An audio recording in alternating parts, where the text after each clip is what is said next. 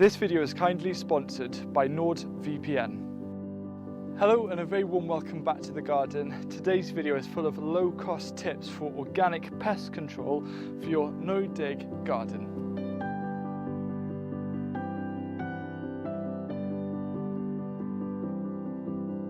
One of the things that perhaps upsets me the most is seeing gardeners really get put off because they're constantly battling against pests. So I thought I'd make kind of a really simple crash course showing a load of tips that you can apply for kind of common pests that you get in the garden, and then also planting and growing methods to help prevent issues happening in the first place.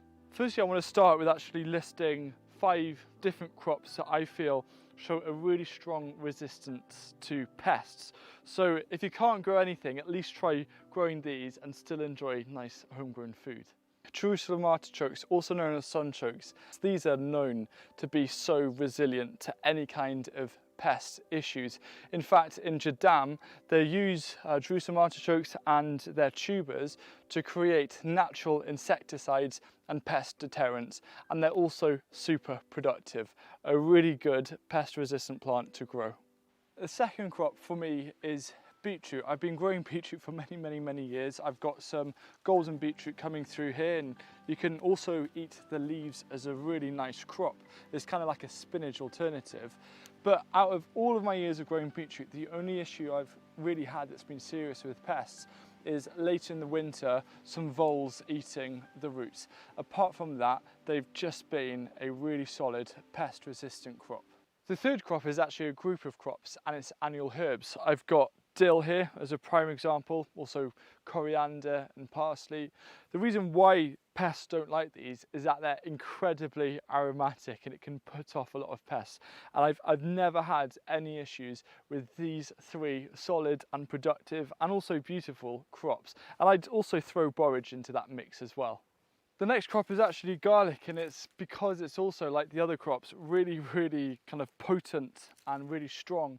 In fact, you can use garlic in certain ways to actually prevent pests and prevent them from coming because it is so strong. And it is just one of the best crops anyone can grow. And the 5th crop for me is actually dwarf French beans. They're kind of one of my favourite champions of the garden, and I've done a whole video about them this year.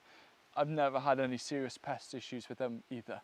I'm now going to run through the ways that I naturally deal with some of the most common pests in a kitchen garden. So the first pest I want to cover is aphids, or green fly and black fly. They're very popular, and they'll be somewhere in your garden. Even if they're not causing an issue, they're part of the natural environment. Now, I had an issue before with this. I've got this kind of broccoli, sprouting broccoli, and also this Asturian tree cabbage, where they had a load of aphids in them when they were small seedlings, and I thought, oh no, this isn't good. But the easiest way to actually deal with aphids is to create a really nice soapy spray. So following the instructions and using a natural soap, you don't want any chemicals whatsoever. What it does is it coats the aphids, it stops them from, basically stops them from working, and it prevents any issues. Again, I only had to use 1 application on these, and they've been aphid free ever since. Another pest that can actually cause issues in your garden, especially if you're growing fruit such as soft fruit like strawberries, is birds. They seem to love it. And there's a few different really simple ways of dealing with them. One of the easiest is using these things called CDs, where apparently films used to be on them, but they're great because they're super cheap and you can flash them about.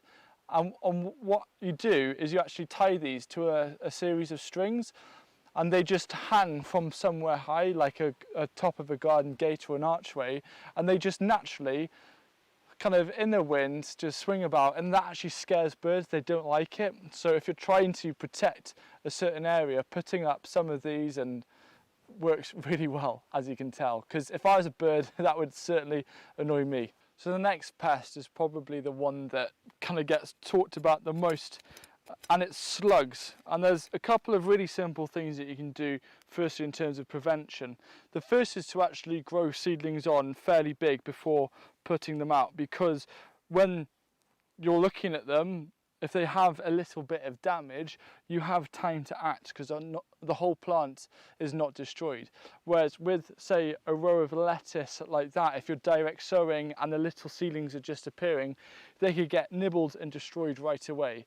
Letting plants grow bigger allows them to ride a slug onslaught for a little longer, so then you can take the next steps.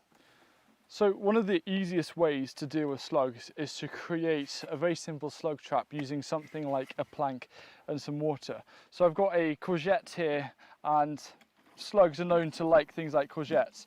So what you do kind of at the end of kind of an afternoon is you give a space of water, and then you put a plank down, not too hard, just put it down and leave it, and then the following morning turn it over, and chances are you'll have some slugs underneath, and it's just a really useful way of getting rid of slugs from a certain area. You can just pick them off and remove them. Now, on a YouTube video I did about the plank method, I actually had a commenter say that apparently during the Victorian times they used to use rhubarb leaves and place those on the ground and use those as slug traps as well. And now, because it's the end of the rhubarb season, it's a great use for some of these leaves. Not all though, because they need them to store and capture the energy ready for next year. Another very simple way of preventing a lot of slug damage is actually using bits of these. This is from blackberries, wild blackberries, the canes. They're so spiky, and I can feel them. They're not exactly the most pleasant. And if you just think like a slug for a bit, if you're a slug and you're up against a barrier like that, you'd have to be out of your mind to try and cross it. And so placing these down to create kind of fences, so I could fence off this area of a lettuce, is a really, really simple way of actually helping to prevent slugs from coming in and eating your little seedlings. By using these spiky canes, you're going to block slugs from entering your salad patch, just like you want to block malware from entering your digital devices. Malware is a type of digital pest that you don't want on your phone or your computer, but fortunately there's a simple prevention that you can use to keep malware away, and that's NordVPN. But NordVPN is more than just a very powerful cybersecurity tool. Let me give you a visual. You know when you're on YouTube or Instagram and you see gardeners in other countries growing these amazing looking vegetable varieties that you really want but you can't access? Well, the same kind of thing happens when you're online and you find a really interesting show you want to watch. You click it and then it says, sorry, not available in your country. However, whilst it can be pretty tricky or impossible to get seeds internationally, with NordVPN I can go on the map, click on the location I want access from, and within seconds start watching what I want. This also means that if you're going on a summer holiday or travelling abroad, you can still watch the things that you love from back home. On the subject of going abroad or trips, or even down to your local cafe and you use the public Wi-Fi there, well, your personal data is at risk from the prying eyes of the commercial operator, or even worse, and it's a pest that I think is worse than slugs, hackers. But using NordVPN keeps your public internet activity secure and private, just how it should be. So if you're on Android, Apple, Linux or Windows, keep your devices pest-free by using my exclusive 30-day risk-free NordVPN deal at nordvpn.com/Hugh Richards. And now back to garden pests. So yesterday I was visiting a gardener called Jack First, and he's written a book about hotbeds, and he's kind of thought up of what I think is one of the coolest slug preventing ways of growing food, and we filmed it for a video that's coming out in December, but I thought we'd share it here as well. He's basically, you can use things either like a table with 4 legs, he's used an old wheelbarrow, and you put these in buckets, and you fill those buckets, you put the legs in the buckets and you fill those with water and then salt. So it's a salty water, slugs do not like that. And then what it means is if you create a growing on the top, whether it's in pots or you create a little bed that's raised up, it's protected from slugs ever getting up there. So that was, I just thought, was a real genius idea, and it's something that you could do, and it also means that raising it up, it saves your back as well. If you've suffered from cabbage root fly damage before, what you can do is you can create these collars out of cardboard and put them at the base, and what this does is it stops the carrot root fly coming through and going down and laying the eggs, and it's the maggots that cause all of the damage. You can also do the exact same thing with bits of old rubber like old wellies. Perhaps my least favourite pest in the garden is carrot root fly, because you're growing these beautiful carrots and then suddenly they cause carnage and you can't enjoy any of it whatsoever. So my way of working around it is just using varieties like resistor fly or flyaway, which show really good carrot root fly tolerance, which is very, very much welcome.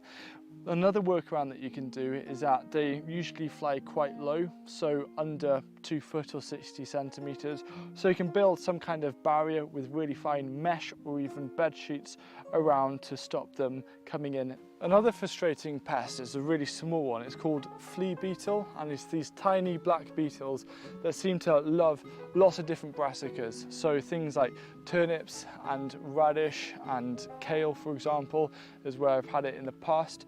Now, flea beetles, yes, it doesn't look very nice, but kind of 9 times out of 10, they're not actually going to cause much of an issue, if at all, with the yield. It just doesn't look very aesthetically pleasing. What I would say is if you see flea beetles, you just want to make sure that the plants are watered nicely. You might need to give them a bit of supplemental feed to help boost them and their health. But there's never been a case that I can think of where flea beetle have actually destroyed a crop and I haven't been able to eat it. So it's something to just live with. A slightly larger pest, a mammal in fact, are voles and also mice. They can cause quite a bit of an issue, both in terms of eating seedlings and seeds in the polytunnel, but also burying around and kind of sniffling about in raised beds. Now, whatever trap you want to use, I found that either peanut butter or chocolate spread are 2 absolute favourite uses as bait. So even just 1/3 of a teaspoon is all you need to use as a bait in a trap.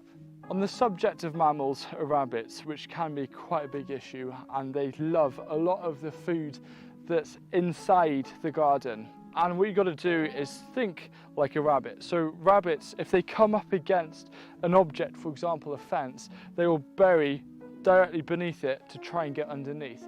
So you've got to think of a fence like an L. If they're trying to get in on that kind of 90-degree kind of angle there, what you've got to do is protect that.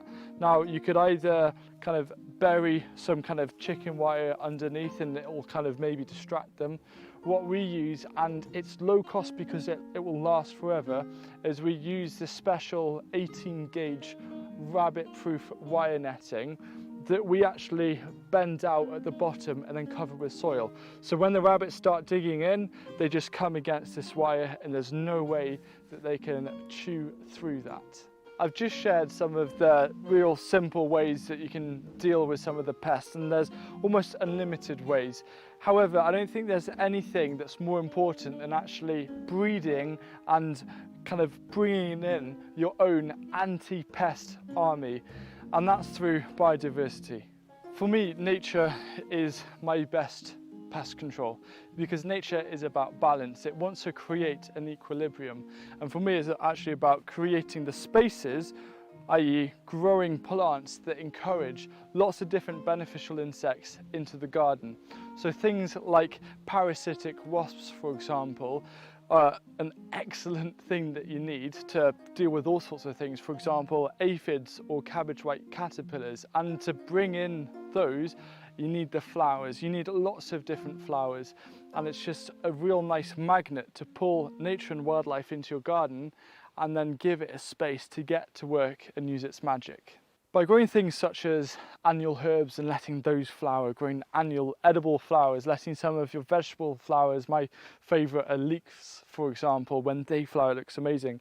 All of these things which you can eat at the same time are recruiting every single day. They're recruiting nature to come in to help deal with your pests. And I think that that is just really empowering. Creating the space for nature, for your anti-pest army, but making it also look beautiful doesn't cost you anything at all, and it makes such a big difference. Another really simple way of reducing pest damage in the garden is actually confusing pests. So by using techniques such as interplanting, or not putting all of your eggs in one basket. By planting, for example, here I've got a patch of onions in this area of the garden, and I've got another patch of onions at the bottom end. Just make it harder. You're not sacrificing any space, you're just swapping things around a little bit like a jigsaw puzzle, and that just confuses pests further, and it makes it harder for them to take over and destroy a whole crop. So it's actually creating and building security within your garden, and also for your belly. Keeping down on pests in the garden also requires the skill of observation. And I actually enjoy the process of hand watering because it gives me an opportunity to just look at the plants and just see how they're doing. So whenever you're watering your garden, or if you just want to have a tea break and a little mooch about, it's a great opportunity to just check the health of your plants, and if you see any potential pest damage, you're then made aware of it rather than realizing when it's perhaps a little bit too late. The overarching theme of having fewer pests in the garden always comes down to soil health. Soil health is a fundamental. It is literally what makes or kind of breaks a garden, and the healthier the plants, the less pest damage, because pests, in a way, are nature's way of showing where there's weakness, where there's weak plants. They target weaker, easier plants than nice, healthy ones. And so by focusing on soil health, you're going to naturally create a more pest-resistant garden. The easiest way of making soil health better is by making and applying compost, but you might be a little bit low on compost by this time of year, but don't worry, there's 7 ways in this video to show you how to still grow food, how to still promote soil health without needing compost. 7 alternatives to promote healthy soil, healthy plants, and then fewer pests.